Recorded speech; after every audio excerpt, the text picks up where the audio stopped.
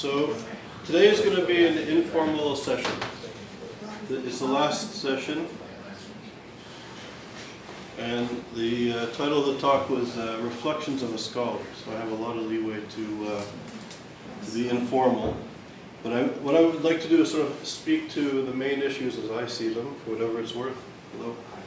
On issues of contemporary anti-Semitism and the challenges that we face as scholars and also people living on campus, if you will, participating on campus. I would say that in spite of the work of ISGAP, and we're sort of all over the map, we opened a center in Rome, they started the seminar series in Rome, and I think the atmosphere in Italy is very different than North America, very different than the Anglo and French world.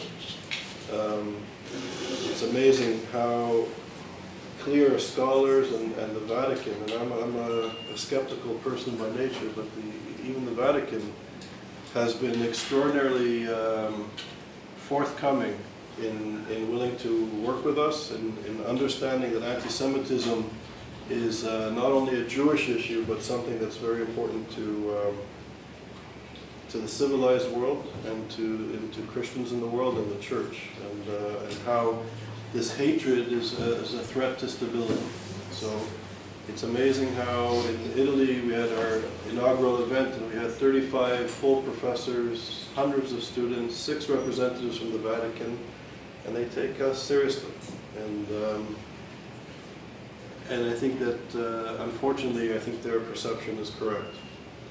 And I remember speaking to friends and colleagues about the Iranian revolutionary regime and how radical political Islam, and I'm not speaking about Islam and I'm not speaking about Muslims, I'm speaking about a reactionary social movement that is diametrically opposed to democratic principles, to notions of citizenship, to equality of everybody under one legal system, how this movement is using anti-Semitism in a very skillful way and a very effective way.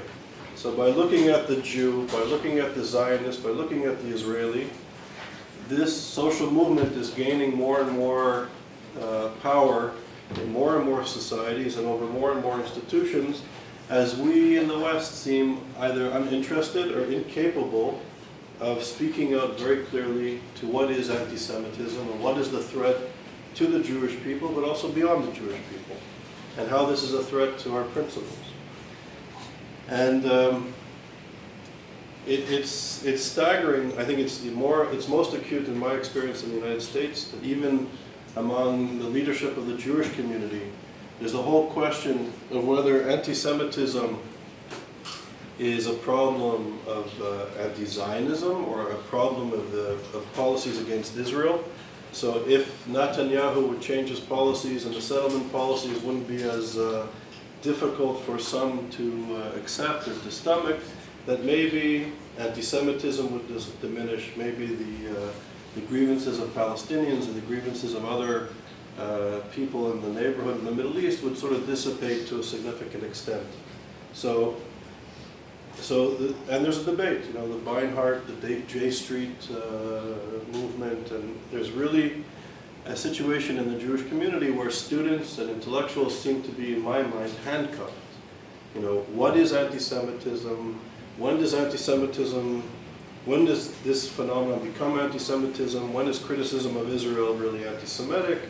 And we're sort of navel-gazing as this reactionary social movement is gaining more and more control. And I remember speaking to colleagues about the dangers of Iran and the Iranian revolutionary regime and their grip in Syria and their grip in Lebanon, and how Muslims, and if people care about human rights, how Muslims are the greatest victim of this reactionary social movement, how they use anti-Semitism, they try to focus people's attention, not dissimilarly to what the Nazis did, to focus on the Jew, to focus on the Israeli. It's like the puppeteer. Look here, while we take away the rights of gay people, we eliminate them. We subjugate women, and we do away with the rights of religious minorities. We do away with notions of citizenship and equality under the law. So I would speak to my friends how this use of anti-Semitism is not just a Jewish issue, but something that's much more ought to be of general concern. Now we can look at Syria, and we can see a regime, Iran, which has not been challenged in its anti-Semitism by the West, and by many intellectuals, and certainly by the human rights community.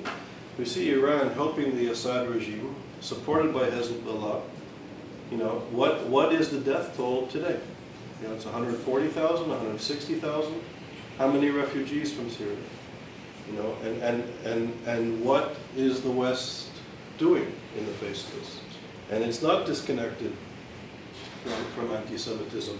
When Ayatollah Khomeini, the day before the Obama administration and the other 5 countries, the 5 countries plus 1, signed the interim agreement with Iran over the nuclear weapons accord, you know, Ayatollah Khomeini called the Jews, not just the Israelis and the Zionists, but Jews, rabid dogs that were the cause of all of the world's harm. He went on a disgusting sort of, you know, rhetorical rampage. And nobody really said anything. That, could you imagine if the same was said about another group? Would Obama's administration sign an interim agreement with the regime? And the silence of the human rights community. And I find it staggering. Can you imagine if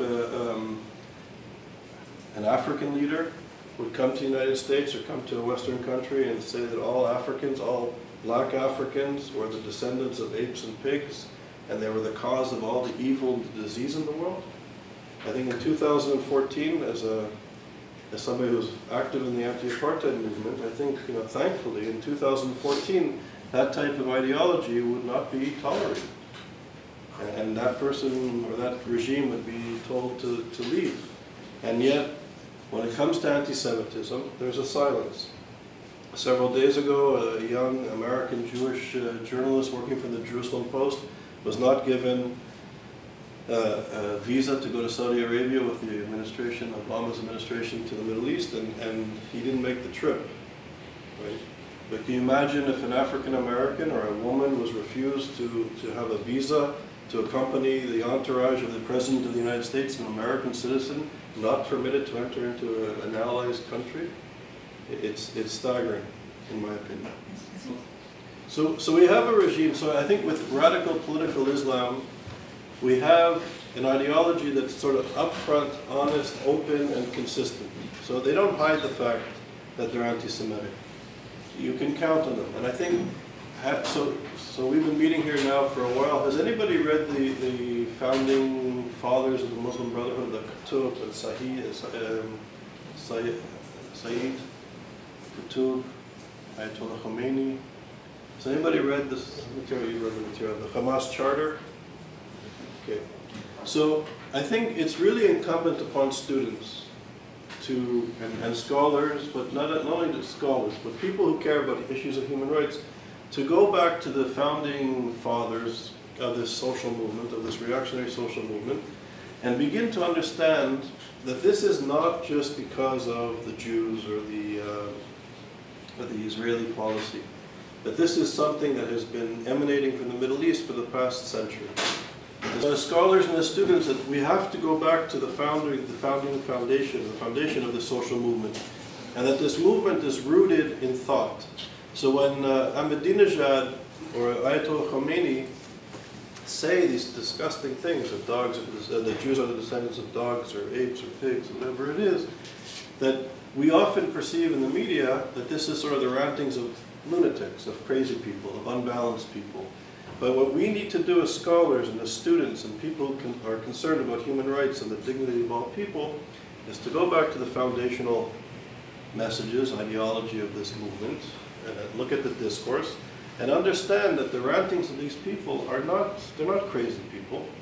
They may be immoral and unethical, but it's rooted in philosophy, it's rooted in a political social movement, it's rooted in a worldview. They have a very clear, well-articulated, well-thought-out agenda, and they're pushing ahead in it. And it's we in the West, scholars, intellectuals, policymakers, by not engaging this ideology in any serious way, we've been the ones that have been, I'd say, neglectful. So when Ahmadinejad went to Columbia University, where we have our seminar series, and he got up and he said that there were no gay people in Iran. Do you remember this? And the finest professors from the best university in the country in Middle Eastern affairs, and the best graduate students, and the best undergraduate students in the country, they laughed at him, if you remember. If you remember when he said this, the entire audience burst into laughter. Because he was dismissed as a strange, extreme, stupid guy. But if these fine scholars and these fine intellectuals would actually take 10 minutes to begin to study the ideology of Ahmadinejad and the regime, they would have been able to see very clearly that what he articulated was absolutely correct. That there are no gay people in Iran, because if there were to be anybody would be found out to be gay, they could be publicly executed, hung on a crane. They could be forcibly put into sex change, gender changing operations, which the regime is doing. So they don't tolerate gay people in Iran. So what he said was actually true, right? But we have to kind of peel away the layers of this society and begin to understand it. And this is the case, I think, when it comes to anti-Semitism, the regime's perception, or radical Islam's perception of minorities, of gay people, the role of women, and the place of Jews. And the place of Jews is also very clear in the sense that the Jewish people through the state of Israel are the only others to have self-determination on Islamic land. There's no other that has self-determination on Islamic land in the region.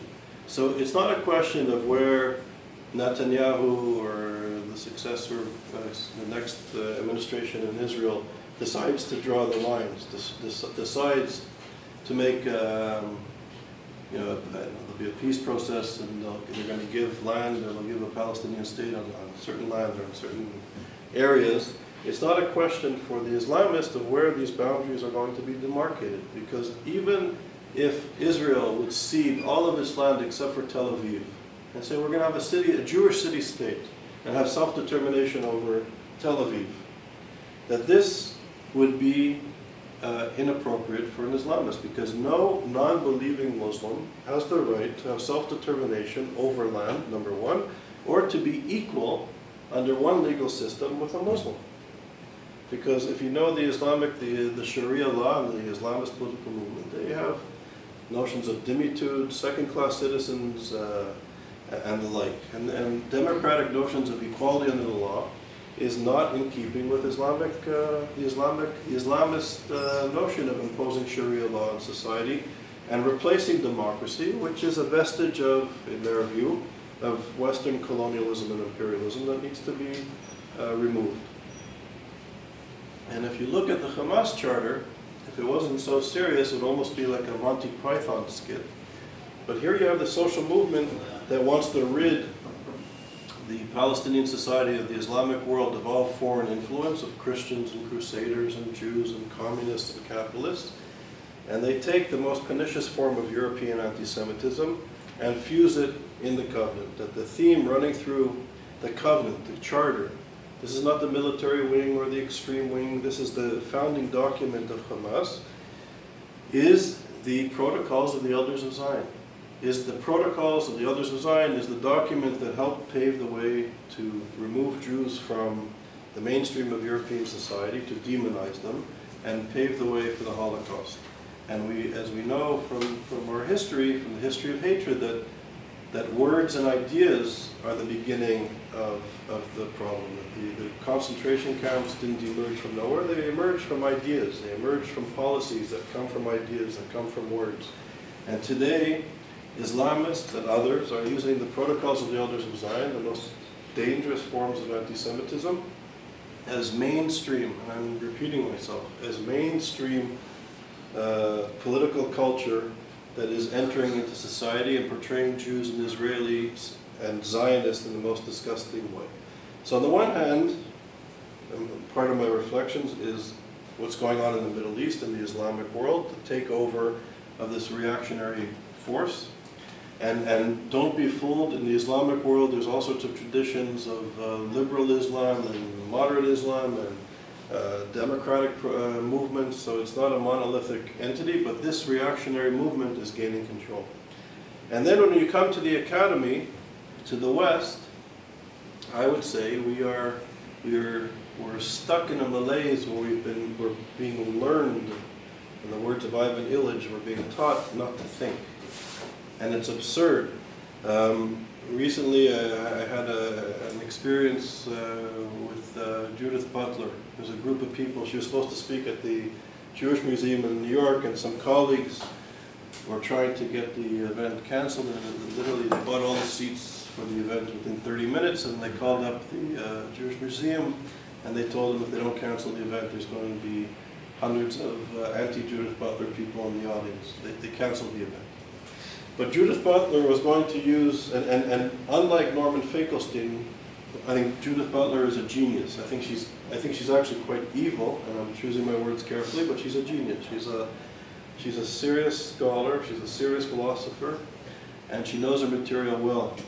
And she used an analysis of Franz Kafka to demonize Israel, and to demonize the notion of Jewish self-determination as a genius. And she wrote a paper, and it's in the London Review of Books, and there's an audio tape of her presentation at the British Museum. I urge you to read it, or to listen to it. It's brilliant.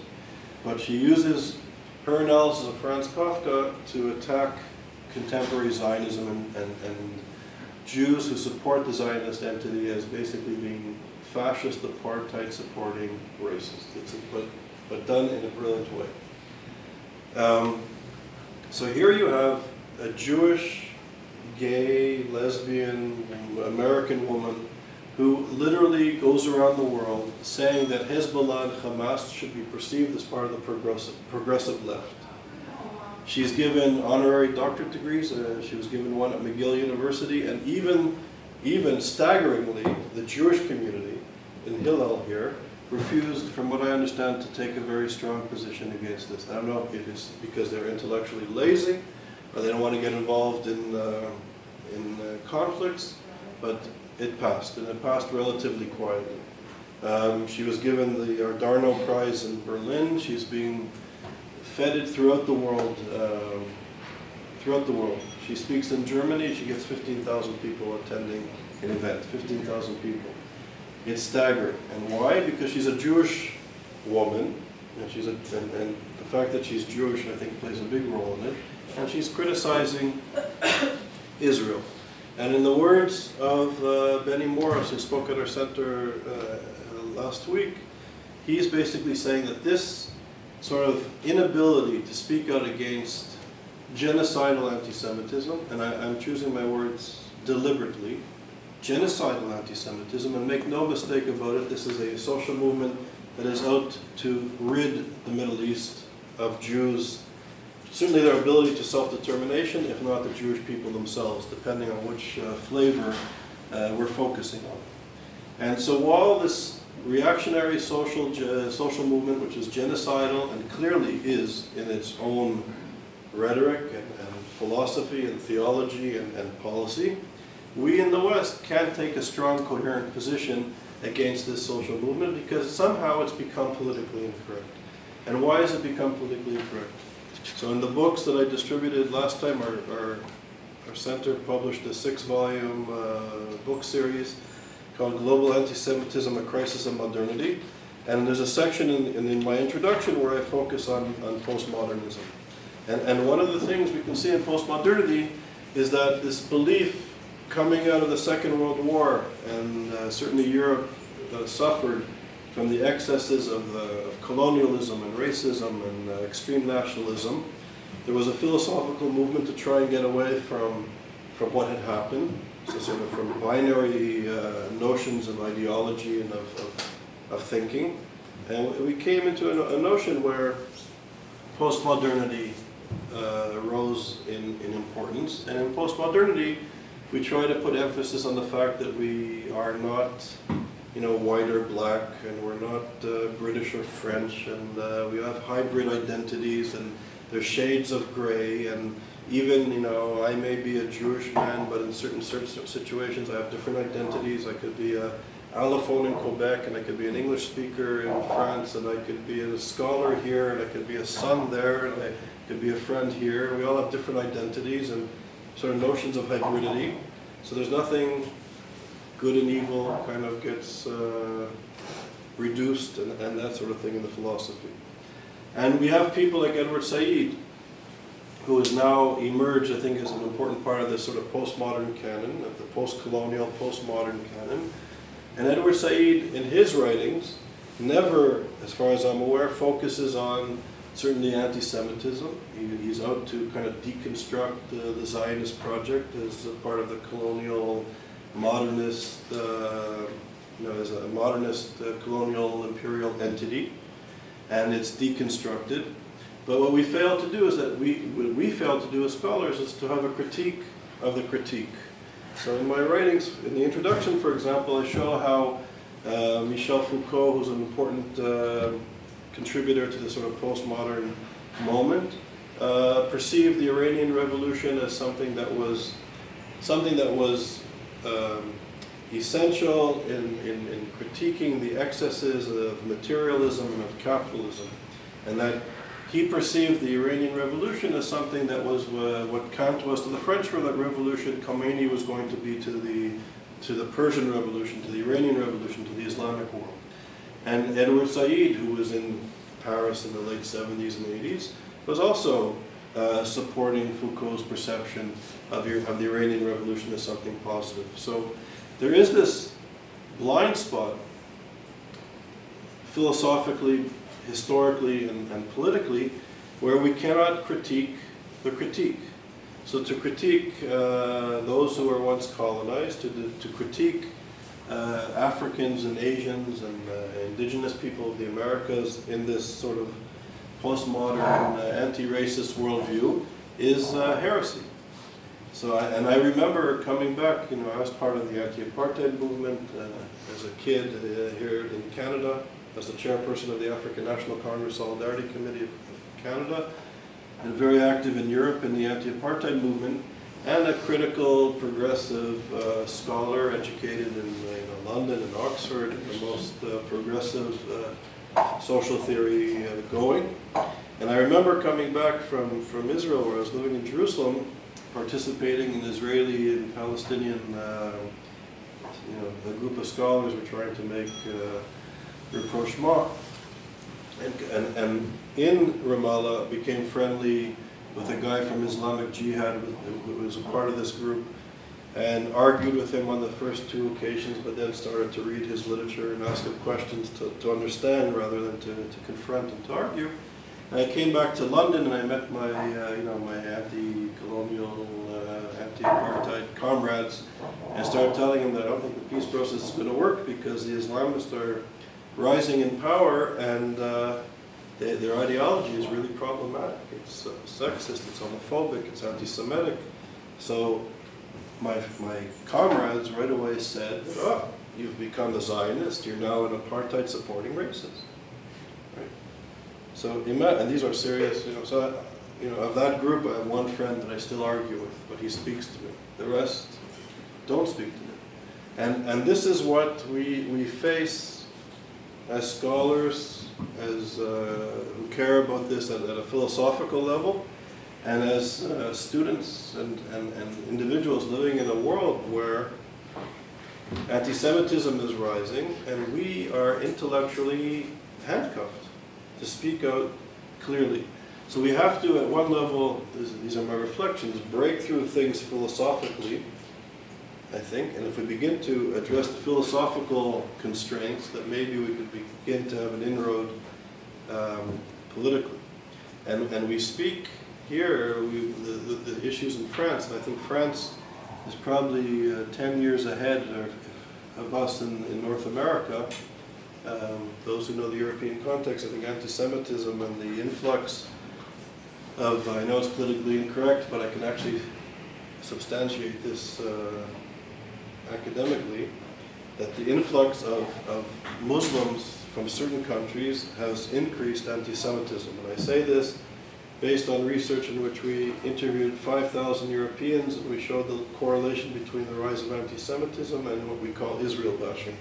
And there is a disproportionate amount in the Muslim community based on this survey that points to high levels of anti-Semitism compared to other Europeans. So there is an issue. And there's an issue where it's difficult for people to speak out. And I think this Dujane issue a few months ago maybe began to push certain liberal intellectuals and commentators to really take a look at the correlation between contemporary anti-Semitism's use of Israel bashing and classical forms of anti-Semitism. And I think there's an awareness that the two are not completely separate, and that intellectuals and scholars and human rights activists have to take these connections into account. So, in a sense, we're dealing with something that is politically incorrect. I was watching the BDS hearings at the University of Michigan. I don't know if anybody monitors this sort of the BDS movement in North America.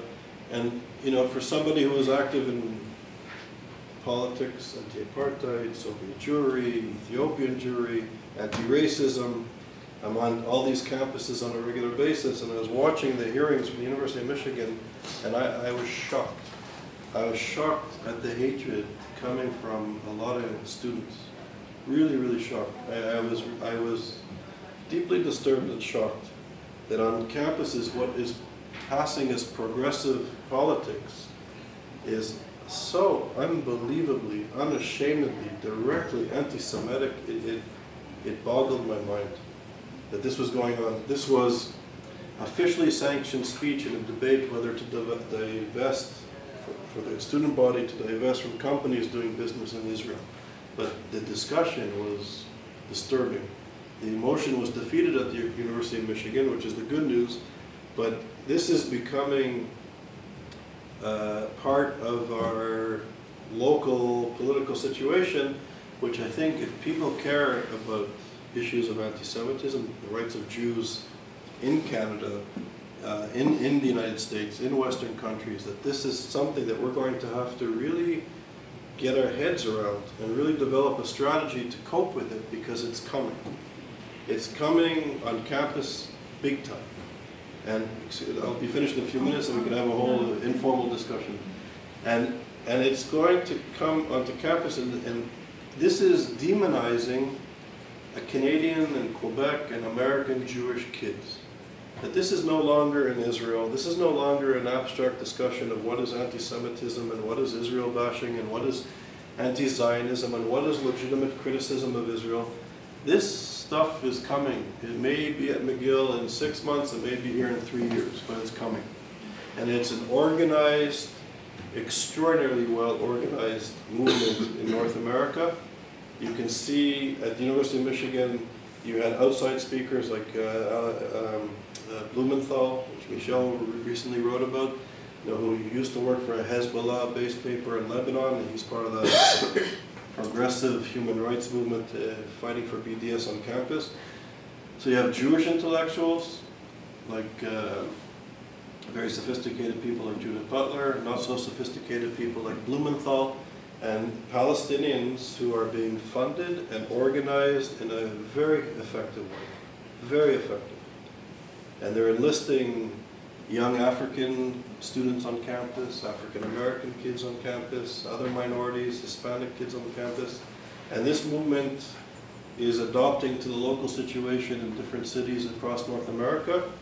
And it's going to be a very serious issue on campus. And it's going to affect Jewish kids, because Jewish kids, whether you're politically active or not, if you go to Hillel, if you want to have kosher food, if you like some cultural events, if you identify as being Jewish, you are going to be the representative of the racist, apartheid, colonial entity, regardless of your politics. You are going to go to an organization that is connected to politically, culturally, economically, with the state with the regime of Israel. And it's going to affect kids on campus, it's affecting faculty on campus. Just one more point, Dan Hayoni, who's a professor of art in New York, is starting a group affiliated with ISGAP of scholars and professors in New York City who are threatened, who have been detrimentally affected by this politics on campus, and who are afraid to speak out, to cope with, to deal with in a public manner of these issues. And there's been over 40 professors in 3 weeks who have signed up for Dan's informal organization of Jewish professors in New York City who are being detrimentally affected, their careers are being detrimentally affected. It's astounding. So if professors are being affected in this way, what's happening to the students on campus? So this, article, which I know some of you have the books and you can download them for free on our website. We have 80 articles by leading professors from 23 countries.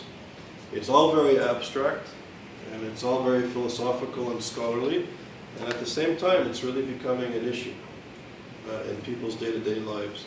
So those are my informal reflections, and I think we're a small enough, well-informed group where we can have kind of a free discussion, questions, discussion. It can be very informal.